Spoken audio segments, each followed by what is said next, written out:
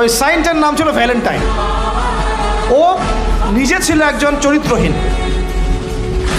ছোট ছোট মেয়েদেরকে ফুসলিয়ে ফাসলিয়ে বিছানায় নিত এবং ওটাকে সে বৈধতা দেওয়ার চেষ্টা করত। ওদের জেনারেশন, ওদের প্রজন্ম তো এরকমই, দেখেন না আপনারা পশ্চিমে, ওদের ওখানে, ওদের তো ফ্রি সেক্সের দেশ। কি বলে?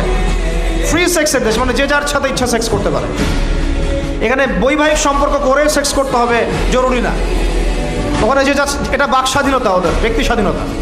ইচ্ছা হলে একজন মদ খাইলেও গিয়ে রাত কাটাইলেও কোনো সমস্যা নেই।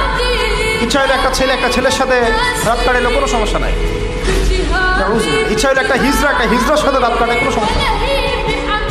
ইচ্ছা হইল, মানে কি বলবো, একটা ছেলে 5টা মেয়ের সাথে একসাথে জেনা করলো তাও সমস্যা নেই। 5টা ছেলে মিলে একটা মেয়ের সাথে জেনা করলো কোনো সমস্যা নেই। এইগুলো আরও ভিডিও করে করে করে করে ইন্ডাস্ট্রি বানাইছে। ওই ইন্ডাস্ট্রির নাম দিয়েছে পর্ন ইন্ডাস্ট্রি। কি ইন্ডাস্ট্রি? Porn industry. এগুলো যেগুলো অনলাইনে দেখানো হয়, এগুলো কোনোটা বাস্তব না, রিয়েল না, এগুলো শুটিং করা। এগুলো কি জাস্ট যেমন নাটক সিনেমা আপনারা দেখেন শুটিং করা, এগুলো কি বাস্তব? স্ক্রিপ্ট লেখা হয়, 10টা ক্যামেরা থাকে, লাইট ক্যামেরা অ্যাকশন, তারপর শুটিং শুরু হয়। ঠিক পর্ন ইন্ডাস্ট্রিটা এরকম একটা ইন্ডাস্ট্রি, এটা কোনো রিয়েল কিছু না। ওইটা সারা দুনিয়ার মানুষকে এরকম বেহায়াপনা নগ্নতা ছড়িয়ে দিয়ে ইন্টারনেটের মাধ্যমে প্রত্যেকটা দেশে দেশে পুরা দুনিয়া ছড়াই দিল। এই হলো এই সভ্যতা। ওই সভ্যতার এই ছিল সাইন্ট বলা হয়, মানে সেন্ট, ধর্মযাজক। জেনা করতো, এর বৈধতা দেওয়ার চেষ্টা করতো। তো ওই সময়ে যে রাষ্ট্রপ্রধান ছিল, ওর নাম সম্ভবত ক্ল্যাডিয়াস না কি জানি হবে, আমার মনে নাই, অনেক দিন আগের পর।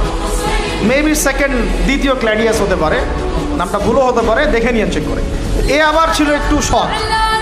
এ দেখছে না, এগুলো তো চলবে না, এরকম ধর্মের নাম দিয়ে আপনি মেয়েদের সাথে এরকম করবেন, কি বলে, নষ্টামি করবেন, এগুলো চলবে না। ওকে ধরে জেলখানায় ঢুকাইছে।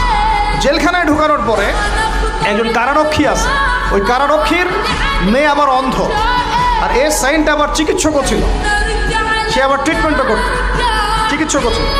তো সে চিকিৎসা করে করে ওই মেয়েটার চোখ কিছুটা ভালো করে দেয়। পরে ওই মেয়ের সাথেও আবার জেনায় লিপ্ত। এরপরে একে ফাঁসি দেওয়া হয়। এরও প্রায় 200 বছর পরে, 400 মনে হয় 90 সাল কি 93 সালের দিকে এসে ওই পরের জেনারেশনের কোনো এক রাজা, ওর নামও বলে গেছে, এটা মনে রাখতেও চাই না, আসলে মনে রাখার বিষয়ও না। সে এসে ওই দিবসটাকে চালু করলো যে সে একটা খুব বড় মস্ত প্রেমিক ছিল, মহাপুরুষ ছিল, মহাপ্রেমিক ছিল, তাকে স্মরণ করে রাখা উচিত, স্মরণীয় করে রাখা উচিত। ওই সময় থেকে যে 14 ফেব্রুয়ারি ভ্যালেন্টাইন্স ডে চালু হয়েছে। এরপরে ইউরোপের মধ্যে, শোনেন, ইউরোপের মধ্যে কয়েকটা দেশ ছাড়া কেউই এটাকে গ্রহণ করে না। ইতালিতে